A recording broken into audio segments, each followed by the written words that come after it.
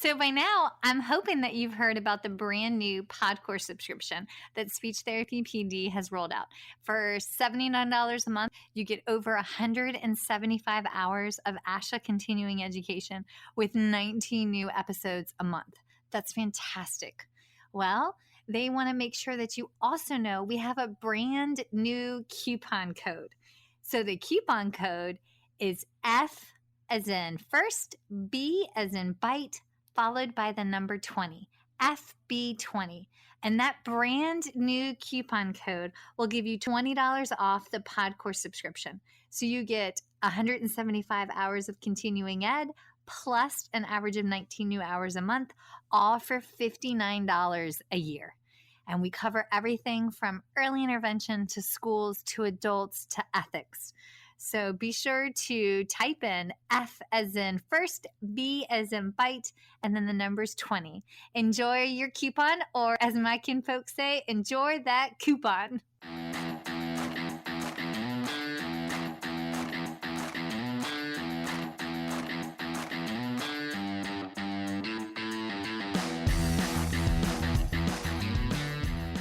Hi, folks, and welcome to First Bite, Fed, Fun, and Functional, a speech therapy podcast sponsored by SpeechTherapyPD.com. I am your host on this nerd venture, Michelle Dawson, MS, CCC, SLP, CLC, the All Things Peds SLP. I am a colleague in the trenches of home health early intervention, right there with you. I run my own private practice, Heartwood Speech Therapy, here in Coletown, South Carolina, and I guest lecture nationwide on best practices for early intervention for the medically complex and fragile child. First Bite's mission is short and sweet, to bring light, hope, knowledge, and joy to the pediatric clinician, parent, or advocate. By way of a nerdy conversation, so there's plenty of laughter too. In this podcast, we cover everything from AAC to breastfeeding, ethics on how to run a private practice, pediatric dysphagia to clinical supervision, and all other topics in the world of pediatric speech pathology. Our goal is to bring evidence-based practice straight to you by interviewing subject matter experts. To break down the communication barriers so that we can access the knowledge of their fields. Or, as a close friend says, to build the bridge. By bringing other professionals and experts in our field together, we hope to spark advocacy, joy, and passion for continuing to grow and advance care for our little ones. Every fourth episode, I join in. I'm Erin Forward, MSP, CCC-SLP, the Yankee by way of Rochester, New York transplant who actually inspired this journey. I bring a different perspective, that of a newish clinician with experience in early intervention, pediatric acute care, and nonprofit pediatric outpatient settings. So sit back, relax, and watch out for all our squirrels and enjoy this geeky gig brought to you by SpeechTherapyPD.com.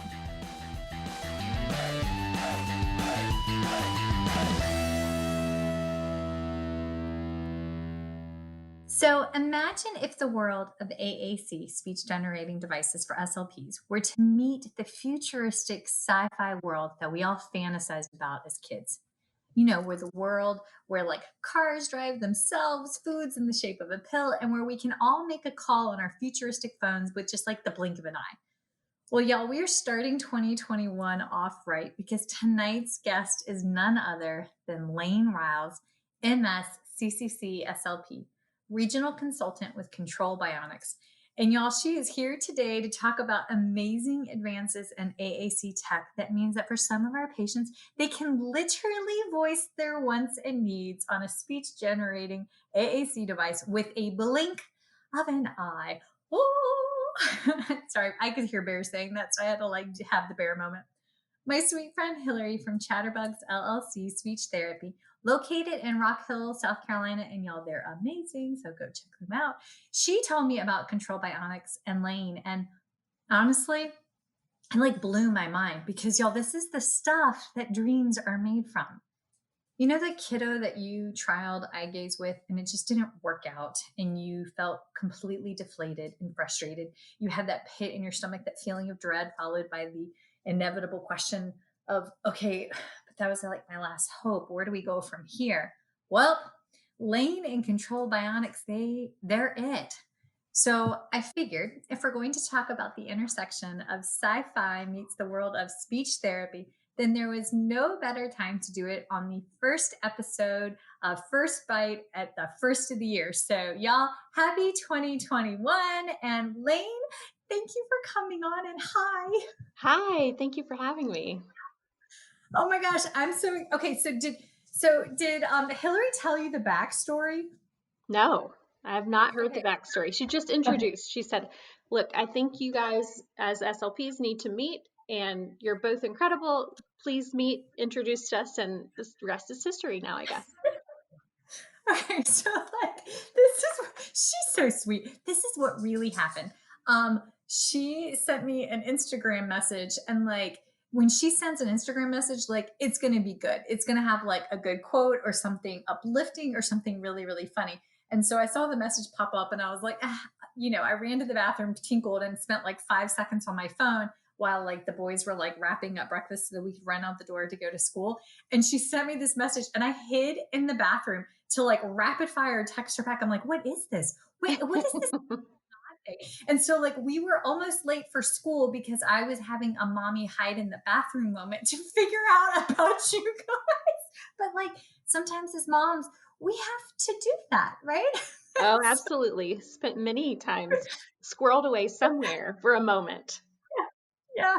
So that's the literal patty humor behind this. And so I got the kids to school and then called her and I was like, all right, you got to give me the details because this is more than like a text message. And she was like, Michelle, remember that kid you were telling me about that you did the eye gaze on, but like he just couldn't do it. And I was like, yeah, and I'm stuck and I don't know what to do. She goes, this is it. And so that's what happened. And I was just in awe. So okay, so first tell me, like, how did you become a speech pathologist, and then how did you become a speech pathologist with an AAC company? So like, give me the backstory here. Sure. So I originally thought I wanted to be a pediatrician. Like all growing up, I was going to be a pediatrician. Well, I'm not really the student for that, if I'm being honest. So then it was, oh, okay, well, maybe I'll do physical therapy, but do pediatric physical therapy. So started looking into that as I'm going through high school and starting my college career. And I said, oh gosh, I have to get a master's degree to be a physical therapist, which now you have to have your doctorate. But I was like, I don't Mhm. know if I want to do all of that. I don't know. And so through a family friend of ours who was a physical therapist, I got introduced to a speech language pathologist. So I shadowed her for a little while and I was like, this is incredible. I've always been intrigued by the brain and all its ins and outs. And so it just kind of felt right then to talk about how the brain works with language and all of that. So then started pursuing becoming a speech language pathologist and found out, oh, guess what? You have to have a master's degree for that too. But it was worth it. By that point, I was hooked and it was totally worth it. So you just had to find the right thing to put yourself into poverty for. Like That's that's right. right. Yes. When I hear like SLP to be students and they're like, but it's so much debt. I'm like, dude, it's so much debt temporarily and it's so worth it because you get to help with so much healing on the other end. So like Absolutely. I'm in there. Yes. Okay. So how did you get hooked into AAC? Because I gotta be honest, I probably dragged my feet on this part longer because I was so afraid of it. And it Hmm. wasn't when I met Dr. Carol Page, like with the South Carolina Assistive Technology Office. Um, that was when it became less fearful because she She's was like, incredible. yes, she's like a beacon, like a lighthouse, right? And I have to tell you, I went and listened to both episodes of her on First Bite because she's and isn't incredible. yes? I always when she starts talking, I just it renders me mute, and I use so many like and ums, and she never uses fillers while she's doing it. Like, how do you do that? Because there's a lot of edits in order to make me sound like an adult, but like to edit her. But yes, she very very much is. Y'all, we've had Dr. Carol on twice, and I think I might have sweet talked her for the spring too. But I would recommend going back and talking about that because she and I have talked about eye gaze because she was the first person to kind of blow my mind that even for some of your kiddos with a cortical vision impairment, you might still be able to do eye gaze. And I've had the kids that was successful, but like here lately, I've had a couple of kiddos that wait, we sidetracked. How did you get into AAC? So I, like you, I know for me, when I was in undergrad and grad school, we didn't have a whole lot of AAC introduction or even really even introduction, but definitely not anything in depth. So I have pretty much done everything you can do as an SLP. I've done schools, I've done pediatric clinics, I've done home health, I've done skilled nursing facilities. So I've pretty much done it if you can do it as an SLP. But so as I was working, my first kiddo really was in a pediatric private clinic. And I was like, there's just got to be some other way for him to communicate his wants and needs and just to communicate with his family. So he's actually my first introduction, and we were able to get a device for him. So yeah, that was my first. And then kind of as we progressed, then I started moving into adults doing home health and some clients with ALS and aphasia. A guy that I had a stroke and was really just looking for a way to communicate with his family, especially. He had relocated from the north to be closer to his family and just was really wanting that communication piece with his family. So we were able to get him a device as well. So that was kind of my introduction to AAC. It's still so much learning for me. Every day I'm learning new things about AAC, which is just incredible. And that's like, talking about Dr. Page, I just listen to her and just try and absorb all of her knowledge and just intelligence and just, I mean, mind blowing concepts and knowing and understanding that she has. So, And my big thing is it's always changing. yes, it is. And I'm old enough to admit that, like, when I came along, like, we thought PEX was where it's at. Like, Yeah. cringe. Like, I can't tell you the amount of time that I spent cutting, laminating, Yes. gluing, Velcroing. Like, that was my life for the first couple years of my profession.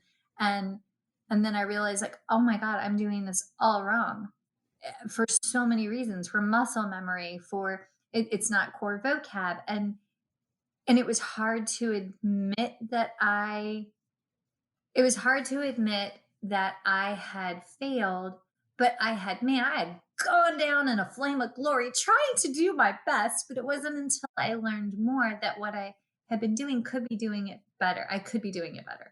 So I'll give myself grace. I mean, life's a learning process, but then technology keeps changing. So we go from cut and paste Velcro to, now we've got like iPad technology, and then we have eye gaze and head tracker, but that's still not enough. And then you guys roll out with what is it?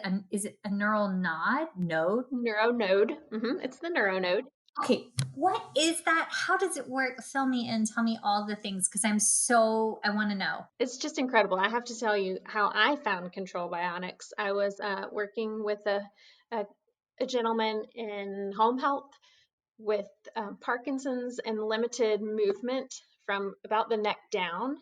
And we tried eye gaze. I think, we tend to say, oh, we need access to an AAC device. Eye gaze is the solution. And just like you were talking about with some of your kiddos, it's just not a solution for everyone, unfortunately, as much as it would be amazing if it were. It's just not.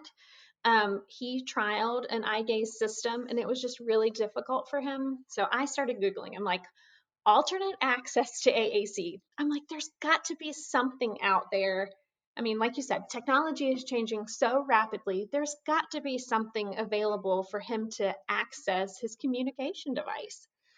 Um, Enter Control Bionics. It was just wild. So I start researching and looking at their website, and I was like, I really want to be a part of this. This is incredible technology. So enter the neuronode. All right, say it again. calling it the nod, and I'm like, that doesn't sound right. Neural node. Okay. Neuronode. Yep. Yes, because for like the last 6 weeks in my head, I've been calling it the neural nod. So like, okay, neural, got it. Okay. Like a node. You wear your node. Yep, it's a neuronode. Neural So node. Okay, got it. so it is taking an EMG signal, so an impulse from your brain to a specified muscle group, to then use that impulse as an activation of the wearable switch to access your communication device. Every time I say it out loud, I'm like, how is that even a thing? And thank God for the brains at Control Bionics, James Shorey, our chief technical officer, and Peter Ford, who they kind of created this. They actually started with a device for neuro reeducation, saying, well, you can still use a neurological impulse from the brain to a muscle group, even if it's not a functional muscle group necessarily. It has to be intentional, but it doesn't have to be functional. So they were doing some retraining of those muscle groups. Was it for like a PT perspective? Like I'm thinking like Yeah. was it So like biofeedback type. Yes. yeah. Yep. Neuro retraining. It was actually the neuro reeducator, I think was the original title. And then they kind of went from there and said, well, how can we use this then to access a communication device? So that's how the neuronode came to be. Okay. So the way you say it, it sounds bloody impossible, but then I've seen videos of it being done. So basically, in Michelle Land, this is how I interpret it. It looks kind of like a sticky, but like a plastic sticky that goes on a body part, and the computer program scans the targeted word and like I guess it audibly says them, and then when it's the right target, that when the person has a signal, when the person has a reaction to it, it picks up that signal and bam, now they can say the word. Is that a very, very layman's term? Yeah. So what I usually say is when you're using it, so the Neuronode Trilogy is the original AAC speech generating device that Control Bionics kind of produced in conjunction with the Neuronode. So what I always say is when you're using, there are 3 users built in. So you could do traditional eye gaze, you could do switch scanning, or you could do the Trilogy user, which your eyes are your mouse, and then the Neuronode is your click. So essentially you're Oh, I like looking, that. yeah, it's incredible. You're looking at your device, whatever grid set you're on for your communication. You're looking with your eyes, so you'll see it tracking as like a mouse. And then when you see what you would like to select, you make your movement with the neuronode, and through the power of EMG and or 3D spatial settings, it makes your selection, or you make your selection rather. And it just where do you attach the node to? So it depends on what type of setting you're using. So if you're using the EMG settings, you can attach it to really any part of your body. That's kind of one thing that's nice about it is you can change the location of the neuronode itself in order to make sure that you're targeting. I mean, we have some users who have only like facial movements left. If they can do an eyebrow raise or a smile, things like that, you can use electrodes on those muscle groups attached to the neuronode, which is then worn on your person. It seems really complicated when you're just talking about it. I wish you guys could see it. Yeah, it just depends on what muscle group you're targeting. And it doesn't have to be a functional movement as much as it has to be an intentional movement. I always like to share a story about a user that I met who he said, I can still flex my bicep. And we could not see him flexing his bicep, but we were able to capture that signal to then have him use that flexing of his bicep that we could not see visibly to access his device. So he used the combination. So he was using his eyes as his mouse and then the flexing of his bicep to then select. That's crazy. It's incredible. I feel like every time I meet someone else and we just see, hey, is this going to be a good fit for you? My mind just gets blown over and over again because it's like, oh my gosh, it's incredible the amount of access that we're able to give people. Yeah. because that's well, and that's a piece that I have struggled with, conceptualizing access methodologies, because I know that there's like switch access, but he's Hmm. the elective skisha, and he's a huge AAC device guy, and like we've had him on in the past talking about stuff, and when he starts talking about like different switch accesses, and then the way he describes them, I'm like, you have surpassed my knowledge, friend. I Yeah. don't understand how there's so many different options. And I think it was either him or Carol. Somebody was on, they were telling us about how there was studies where some individuals had like a switch access and they were using like their knees in order to access their communication device, but they actually did damage to their hip because Right. they were accessing with their knees, like hitting, turning it out, that they wore down part of their like sits bone, for lack of a better phrase. And I was like, I would never have thought of that being a byproduct of a communication device, is like wearing out your hip. Right. So my next thought is, wait, what is your website? Because y'all have videos of this on your website. What is your website? We do. It's controlbionics.com. And we have a Facebook page as well. And then our YouTube channel has lots of videos there too. Excellent. Are you guys on Instagram? Yes, we have our main Instagram, which is Control Bionics, and then some of our consultants have their individual pages. Perfect. Perfect. Okay. All right. Because this is for my peds patients. What I struggle with are my little ones that have non-traumatic or traumatic brain injuries, like non-accidental traumas, that have a lot of global physical delays, Hmm.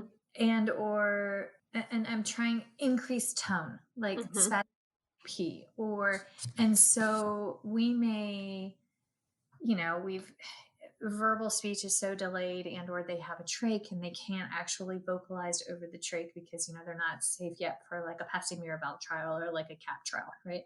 And so, but you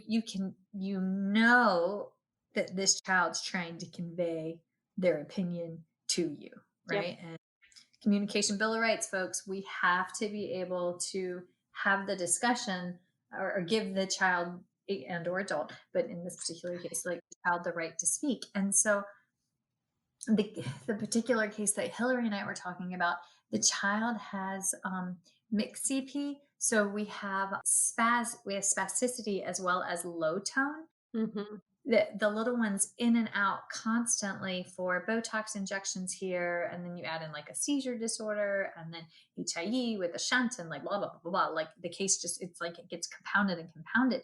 And my worry was, we attempted switch access with our hands. However, we lost mobility with our hands, and we didn't have the mobility through our arms in order to like make a gross gesture in Yeah. order to access it. And we tried eye gaze, and eye gaze worked intermittently, but because of the cortical vision impairment, if the screen was too light, then the child would close their eyes because it would upset them, right? Sure. Also have to worry about like light inducing seizures. So does this can this work for a child with the cortical vision impairment? Like, do you have to have the eye gaze piece on, or can it work for, is there another, what's the other access point you were talking about? So, yes, you can, but you do not have to use that. Again, that's kind of one thing that's nice is the three users are built in. So if you have a user who you felt like, yeah, eye gaze is really not going to be an option, then you could look at the switch scanning. So then the neuronode is still your wearable switch, but you're going to then be using the neuronode to access the switch scanning that way. So your movement would start the scan, it would scan, and you can set it up to where you have that auditory feedback where it's telling you, row one, and then you know what's on row one. And then it can go through and label each particular icon for you. Once you say, okay, I know my choice is in row one, then it's going to read out like more mom or whatever, however you have the grid set or whatever grid set you're using, and then you make your movement again then to make your selection. So yeah, you could absolutely use that. That's Amazing. I know, I know. Like I said, every time my mind is blown every time that I think this could open so many doors for so many people in terms of access. It's just incredible. Okay, all right. So then what about when you say grid sets? Like when this is another, and this is a fault of my own stars. When I think about AAC devices, I inevitably think about the specific language program. Hmm. And I have a hard time training my brain to go from the language program to like like that language program can be put in like a different device. It's not just the language program. Am I translating that right? Yes, yes. Yes. So like, am I restricted to like, are there set language programs that you're doing it with? Like, what is translate grid set for me, please, ma'am? Yes, ma'am. So typically the communication software that we use on our devices is Grid 3 from Smartbox. Their website is thinksmartbox.com. But so typically we're using Grid 3. However, with our Trilogy device, you could use any Windows compatible communication software. So I know, I don't think this is the particular set you're talking about, but I know some people who have been using a particular communication software for a long time and they don't want to be learning then a new communication software. Yeah. As long as it's Windows compatible, then we can put it on our device instead of Grid 3. Okay. Okay. I like how you worded that. Well done. Very yes. Yes. Yes. Yes. Yes. Because that's always so language software. Is that the word that I'm looking for that I need to learn better? Language software. Typically, I just refer to it as our communication software, yeah, or language software. Yeah, I think either one of those are appropriate. Yes, beautiful. Okay, I appreciate that because I worry about like I don't want to get in a position where we've gotten something that's like great access, but then the choices aren't like core compatible or you know what I mean that Right. grow into it. Do we have the ability for growth? Those kind of pieces also are worrisome, especially with transitioning between home and school. You Yeah, know. for sure, for sure. Well, and I think that's one thing that's so important is that we do talk about and figure out, okay, as a team, including parents, user, SLP, school team, whomever, like, okay, well, so what is the best software that we want to choose, language system? What is it that we're looking for? Do we want them to be able to do with their device? I think that's a huge part of it. That I think sometimes I know for me as an SLP, I'm like, okay, well, here's the solution. I'm the language person. I know that this is going to be a good fit for them, sometimes maybe without necessarily consulting with my colleagues and the family or the user, tend to rush into, oh, here, I know how to solve your problem. Yeah. I jump the gun and go in with like my pre-chosen favorite vocab. Right. It's easy to do. Somebody was talking about implicit bias and in relation to like AAC especially. And I was like, oh my goodness, that's so true. I think we tend to defer to what we feel most comfortable with. My brilliant friend and colleague, Jill Adlin, who she's our consultant for like Tennessee and North Carolina, she said, I always encourage whomever, whether that be parent or SLP or to always go in and use whatever device, software, access that you're asking your client or patient to be using for 24 hours. Try it out. See what it feels like. Is it intuitive? Are they going to be able to access it? She does. She actually uses for 24 hours whatever she used to do AT in Tennessee and in North Carolina. So she is an advocate and she really does do that. She will use it for 24 hours. That's amazing. And I was like, you're so brilliant because I mean, I never thought about that, but it's like you said, I tend to veer towards what I'm most comfortable with. I had never been exposed to Grid 3 before working for Control Bionics. And now, I mean, I feel like I think each communication software has its own pros and maybe cons, even. I mean, everything is going to have, there's not going to be one solution for one person, for each person. And I think we need to be looking at that. And I don't know where I heard this, but somebody said, well, you don't know what you don't know until you know. And I'm like, oh my gosh, that's so true. And, I think for us as SLPs, we're maybe naturally inclined to kind of just be continuing to learn and inquisitive in that way. But I think sometimes we as humans maybe get stuck in that comfort, like, oh, but I know this is familiar to me, but it might not be the best fit for our clients and patients. So I'm trying to remind myself of that. Yes. Okay. I'm guilty of that. I have implicit bias. I had forgotten that I've heard of that word. I, but that is absolutely 100% it. I have implicit bias when it comes to the vocabulary that I like to work with and the communication system that I recommend historically, because I know what I know and I like what I like. And trying to do something different makes me feel uncomfortable and icky. And Yeah. when I'm time crunch working with the patient, because let's face it, when we go out to that patient's house, like you're driving there, you've got like maybe an hour, and then God help you if the little one's getting seizure medications and your window is shorter because you've only got such amount of time before the meds snow the little guy, and you're on like a time crunch window, Yep. because that's inevitably what happens. I've had a couple kiddos that you know we're trying to fit therapy around their med cycle, and that is really it's hard, right? Yeah. One of the one of the words that I absolutely forgot to add for the longest period of time was no, or stop. Right. That negation. Yeah, absolutely. Yes, because as a therapist pre-children, I mean, you don't want the child to tell you no. You have implicit bias to get the child to comply with whatever charge That's right. your session, right? Like, we're going to say 1, 2, 3, 4 and do all these things. But I mean, the kids like, yeah, this is not fun. Goose Danger Dawson on the way to school this morning. We were running late because honestly, we got busy doing a puzzle at the kitchen table and having way too much fun. Which is an awesome reason to be late. It's the national parks puzzle, and it was a 500-piece puzzle, but like, I mean, I'm a fun mom. We're late for school, and they were like, why are you late? I was like, oh, we were working on an activity in the house. And I didn't say we were playing puzzles. But like, I don't think you need to justify that personally, but no, it's really cute. Yay, teacher Max.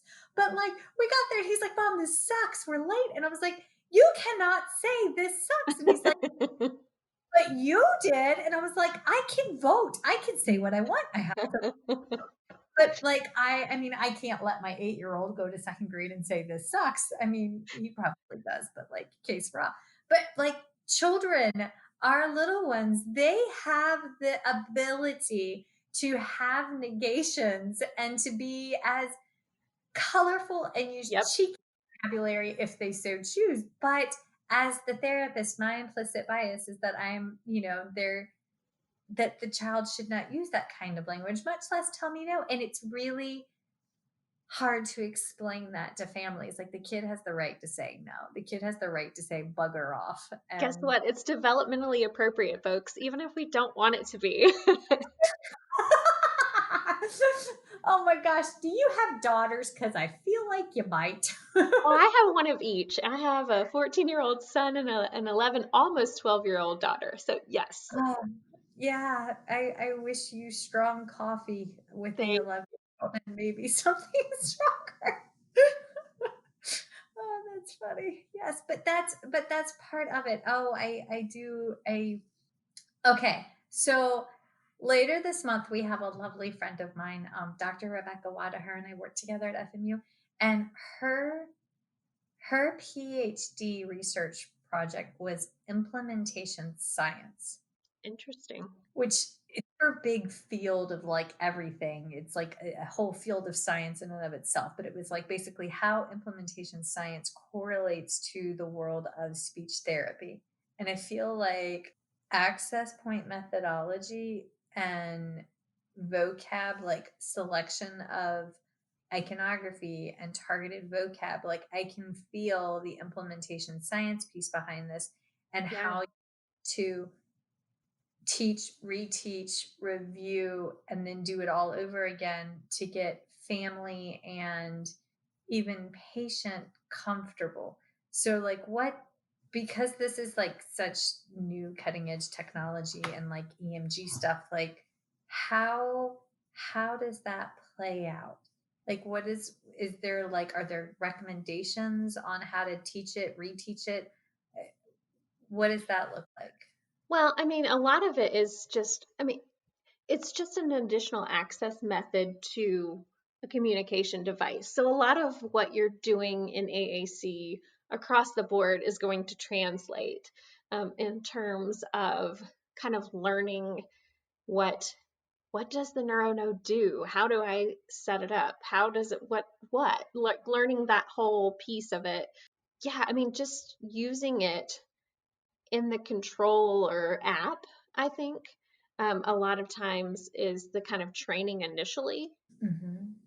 What is your app? What do you mean? Is that like the So like there is a special, yeah, there's a special app that comes with the NeuroNode. That's we have people ask all the time. Well, I have an iPad, so can I connect? Because it does connect by Bluetooth. But they say, well, I have an iPad. Can I connect the NeuroNode? Well, no, not at this point because you have to have the controller application on the device so that it can interact with the communication software and you can use it to access the device. So it's essentially a graph where you see your movement and there are thresholds. So there's a signal off threshold or rest threshold, I like to call it, where you have to be like at or below that with your movement. So a lot of times that's kind of training and retraining to quiet your body, be still, rest, rest, rest.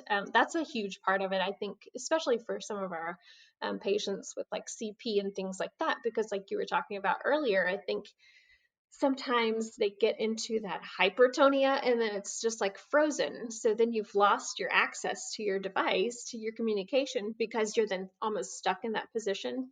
Some of that is training and going through, and that's where we pull in our OT and PT friends as well, who say, you know, this is the training piece that we're working on. So we're quieting our bodies, we're resting. So then we can then make our movement, whatever that signal may be, to then activate the switch to signal on so you can make your selection. that's so cool.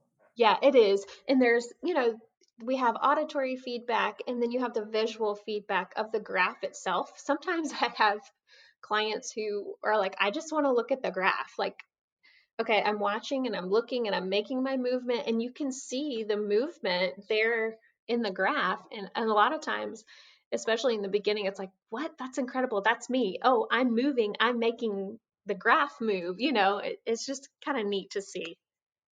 And that's so I would think that for some of these this is so empowering. Yes. Oh, absolutely. One of my mom's very good friends, Miss Dee Dee, she has ALS, Mhm. and like everybody, happened very, very quick and very, very sudden. And they worked with VCU to get her set with a communication device and trained on eye gaze. And I just think how this could have helped as well, right? Like Yeah. as another option, and having that biofeedback of visually looking at the graft and the EMST research that they do, like when you get the biofeedback of like, you know, you're breathing and you're improving and you're holding and that kind of stuff like that. That's seeing the patient's face come alive. That's Yeah. very, very, yeah. Well, and you know, for our patients with ALS, because cognition is not impacted, I mean, they so many times cognitively they are there. They have so much to communicate with their families, but their bodies are just working against them so hard that to be able to offer this as a potential access method is just, again, to me incredible. I just feel so privileged to be a part of that. You know, I got into being an SLP because I wanted to help people, as cliche as that maybe sounds. It's true. And to be able to see, like you said, a client's face light up when they're able to communicate with a loved one that they haven't been able to communicate with, using their eyes and then a muscle movement that may not be visible is just incredible. I feel like that's probably my filler, incredible, but I just I can't find another word to describe it honestly, because it's just so mind blowing. And to be able to see people, Extraordinary. it is extraordinary. Oh, I like that. I'm going to use that now. Yes.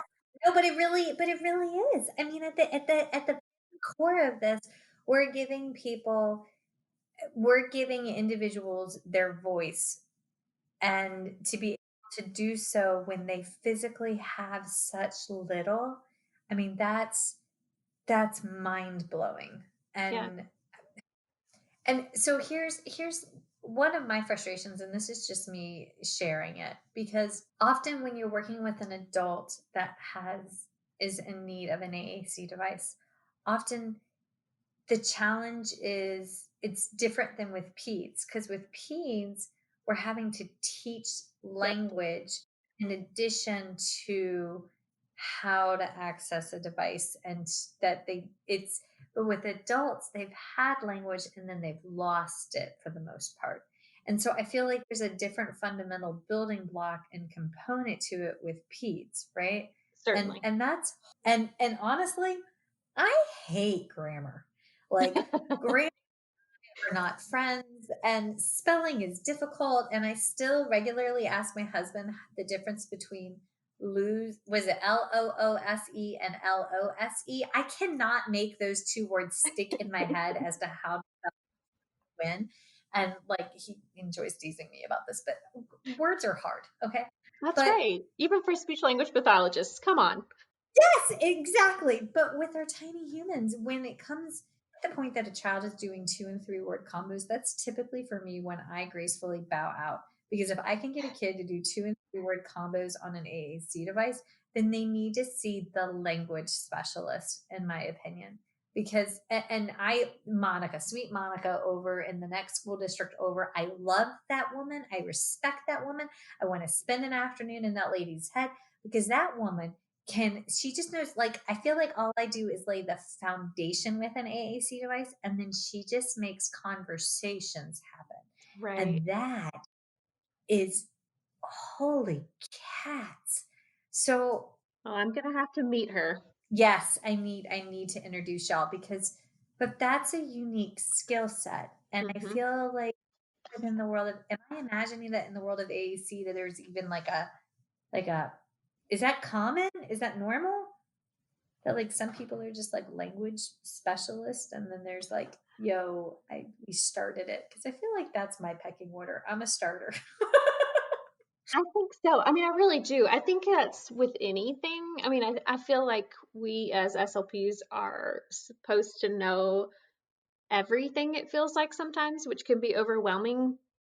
And I know we always talk about, board certification in specific areas and finding a niche and things like that.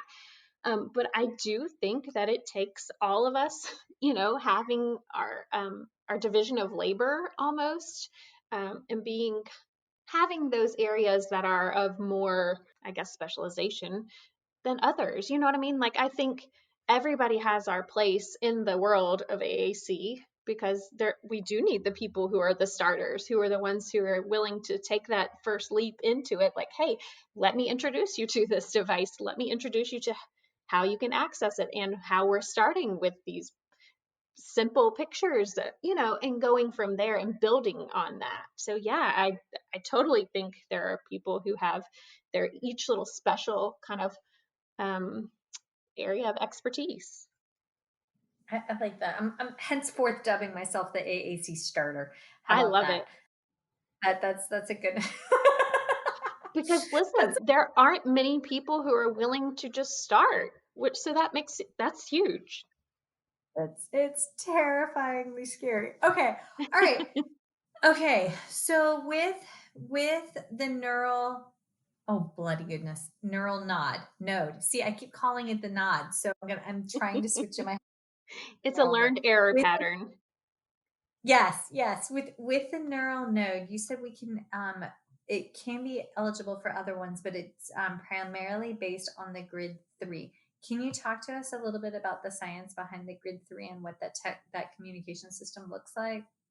Sure. So Grid 3 is, like I said, from Smartbox, and they have developed a communication software where they have different grid sets built in. So there are symbol-based grid sets, and then there are text-based. You know, we were talking about our adult clients and even some of our kids as they get older who are literate and can be using a text-based grid set. They do have that available. One thing that I do love about Grid 3, and it's not necessarily Grid 3, it's Nancy Inman, who is incredible with all of her word power grid sets. So that is included in Grid 3. Nancy Inman with her word power. I tend to talk about implicit bias. I tend to gravitate towards word power. Again, it was not something that I was overly familiar with before I started doing this, but it's just so intuitive the way she has all of it developed and set up, and it's just incredible with word prediction and punctuation. So you're kind of progressing through, like you were saying, your friend who's building on that language. So all of that is just built into word power. So actually, one of our consultants used to work, and she knows, she's personal friends with Nancy Inman, and so she kind of introduced me to it, and I was like, where has this been all my life? This is incredible in terms of just her SLP brain making language accessible to everyone. And one thing that's kind of nice about the word power is that it is available on across device companies and devices. So Okay, I need somebody to introduce me to her because I would yeah. love to have her. Yes, we have Oh to make that yeah. happen. You like, can you give me a soft intro? Isn't that the technical term for it? Like a soft intro? Yes, it would be my honor. She actually joined one of our Facebook Live, which ended up not being live because technology. But it's recorded on our Facebook page, and just to like sit like Dr. Page, I'm just sitting there watching her talk about word power and the development of it and how it's progressing in her mind. I'm just in awe. Like, have to like come to because I'm just so entranced by all of the information that she has to share, and she so willingly shares and gives, and just she's an expert and doesn't even realize it. You know, those people who are like just incredible and they don't know they're incredible. That's Nancy Yeah, Inman. yes, but those are the people that they genuinely just want to put good in the world. Yes. Yep. Have you? It always makes me think of Batman because what is it, Bane? He's the crazy character Yeah. that just crazy in the world. Like we need people like that to offset the Banes of the world. But yes, that's not that the boys have really been into DC Comics lately, but our Marvel Universe household has temporarily bridged over to DC. Nice. My son would be so impressed. He loves them all. Yes. Hey, I know my Marvel versus DC for the most part. Huzzah, boy. Yes. Oh my goodness. Oh yes. Okay. All right. So I am not. I've only used Grid 3 with like two other patients. So like it was a hard transition for me to learn a new communication system, Hmm. and it's but y'all, that's what it's about. We have to be able to step away from our implicit bias and move and try for the patients, right? And okay, my other question. Okay, I have two questions. One, and this probably feels like retrospectively like a dumb moment, but what about so with the spasticity in the muscles, or what if an essential tremor? Because I have a little bit of an essential tremor. I think my dad and his gene pool for this, but for our patients that have essential tremors or seizures, or do you have to recalibrate after one of those events, or does it, like, once the moment's passed, will it just return to baseline with accessing? So it just depends. That's where we're going to have to go in for each user and kind of figure out and see, okay, so is it going to be something that's a consistent, like if it is like a fasciculation or a tremor or something like that, that's going to be not necessarily standard, but you can figure out what your intentional movement is going to be. So even if you have a tremor, let's say, of your arm from side to side, but if you can then raise your wrist enough, you could use that as your switch activation. So you can go in, so in 3D spatial. So there are two modes. Let me backtrack. Two modes. So there's the EMG and then there's 3D spatial. So with 3D spatial, there's a built-in accelerometer into the neuronode. So you're figuring out, it's very math based, but for a non-math person, it can be overwhelming at first. But then once you kind of I'm hanging with you, and I'm not a math person, but I'm loving how you're code switching from technical to non-technical. So you've got me. We're good. You're Okay, good. good. So it's actually taking the movement from the X, Y, and Z planes. And so you're just determining then, okay, what movement is it that's intentional? That's the one we're going to highlight, and we're going to make the others kind of move away. So we know that that particular movement is our switch activation. Again, I wish you guys could see it because it makes more sense that way, but it's just incredible to me that you can, with this little plastic disc dome thingy, you can take it and say, okay, well, this is my movement, not these other movements that are happening, but this movement, and that's going to be my selection for my device. I know. It gives me, no, it's a lot, but the fact that a seizure disorder alone does not negate the potential for access is optimistic and joyful, because one of my big concerns with eye gaze is having to do the constant recalibration. Sure. And that's that's a drawback for some of my little ones when they're starting to get more mobile.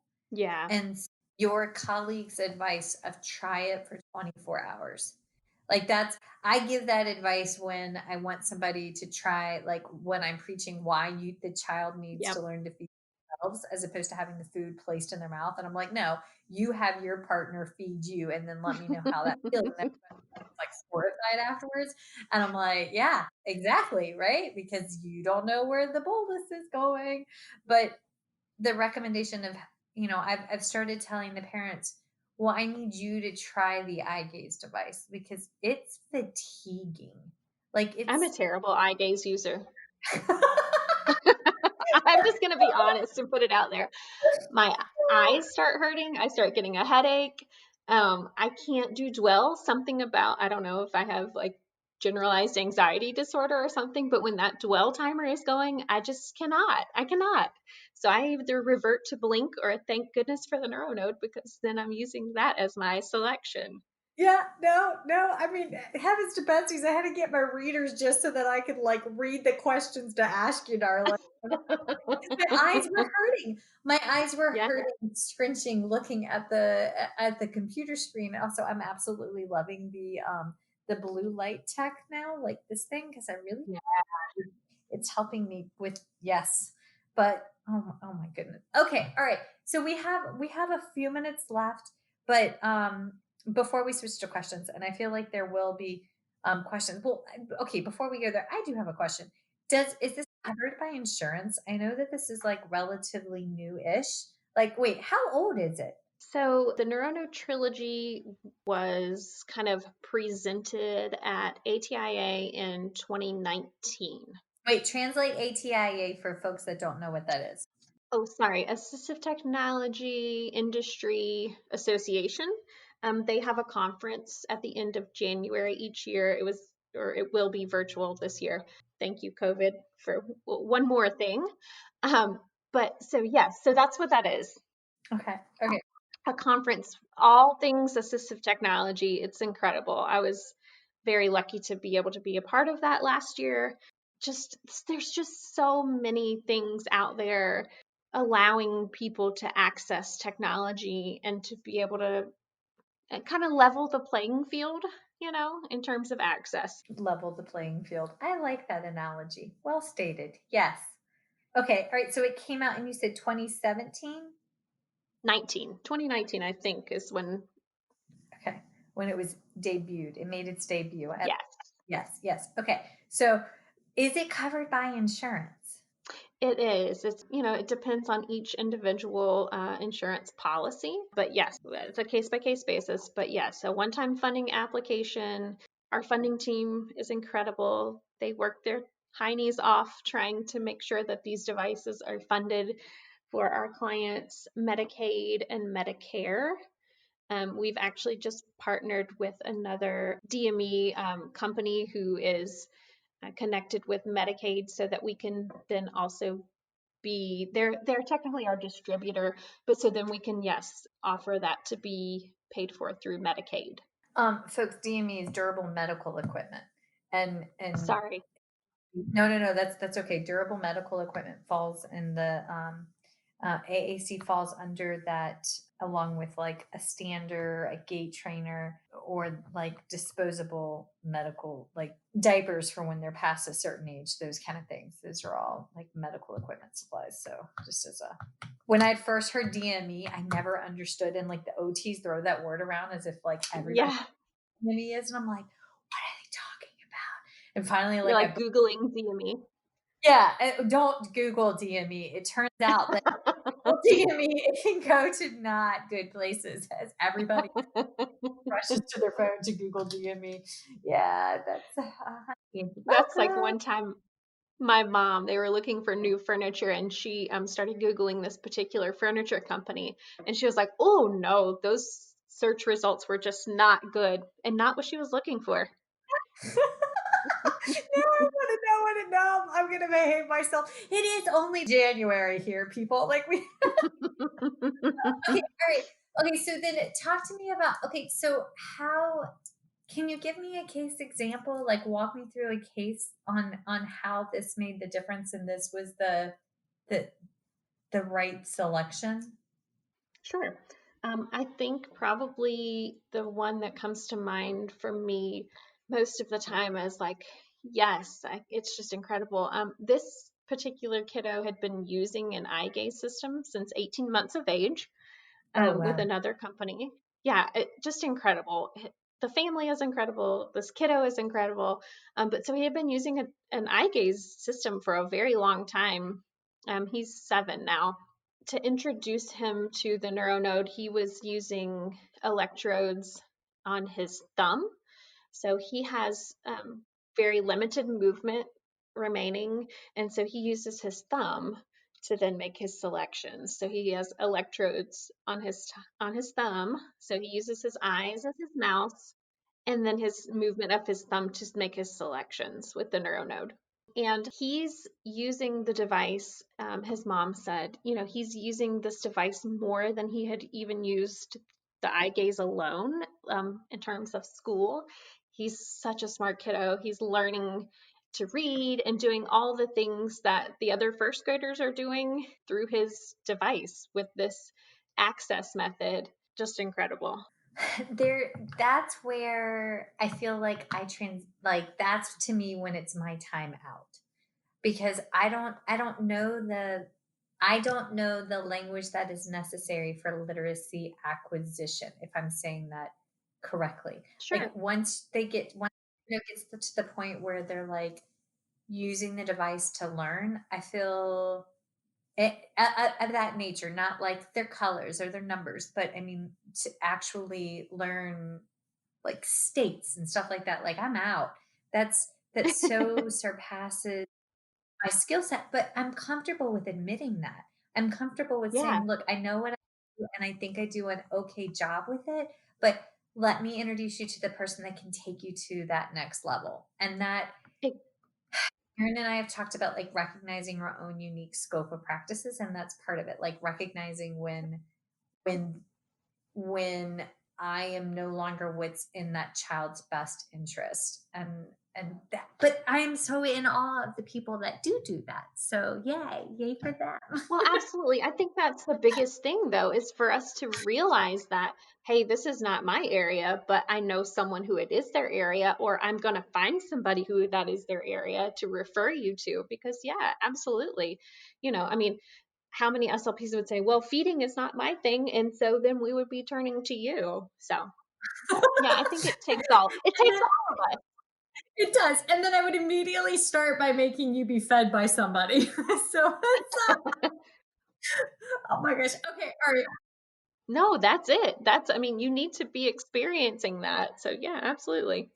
Yes. Okay. Well, this is so futuristic and just amazing. You guys, I would seriously go check out their Facebook lives and check out their Instagram account. And it's it's so uplifting with everything that occurred last year and is still going on because we're not out of it yet, to have this level of hope for our children, for even for our adults. But I mean, like, we treat the tiny version here on First Bite, but to have this level of hope is just, it's what we need. It's joyful. And we're saving babies today that we didn't save 5, 10 years ago.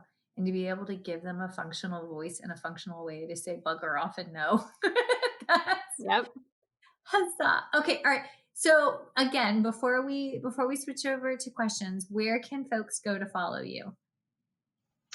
So we can be found on controlbionics.com, controlbionics.com. On Instagram, also Control Bionics. My personal Instagram, which I have to admit I'm not the best Instagrammer, is Control Bionics _Southeast. I will tell you, our consultant in Florida is incredible with her Instagram. So that's Control Bionics _Florida. Yeah, you can find us all there. Nice. I found you perfectly well on yours. So don't pick on yourself there too much, love.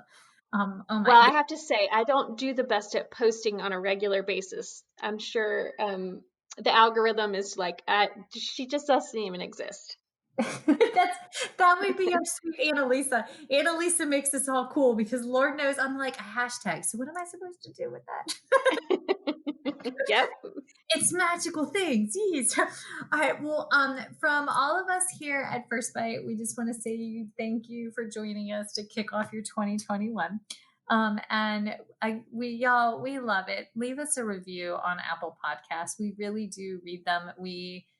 Your kind words and your messages, your positive messages, they lift us up when we're sharing evidence-based practice. So thank you for leaving us a review. Thank you for going and following Control Bionics. And Lane, hold on 1 second and let me switch us over to questions. Okay. Okay. Feeding Matters guides system-wide changes by uniting caregivers, professionals, and community partners under the Pediatric Feeding Disorder Alliance. So what is this alliance? The Alliance is an open access collaborative community focused on achieving strategic goals within 3 focus areas: education, advocacy, and research. So who is the Alliance? It's you. The Alliance is open to any person passionate about improving care for children with a pediatric feeding disorder. To date, 187 professionals, caregivers, and partners have joined the Alliance. You can join today by visiting the Feeding Matters website at www.feedingmatters.org.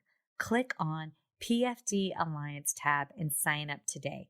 Change is possible when we work together. That's a wrap, folks. Once again, thank you for listening to First Bite, fed, fun, and functional. I'm your humble but yet sassy host, Michelle Dawson, the All Things Peds SLP. This podcast is part of a course offered for continuing education through speechtherapypd.com. Please check out the website if you'd like to learn more about CEU opportunities for this episode, as well as the ones that are archived. And as always, remember, feed your mind, feed your soul, be kind, and feed those babies.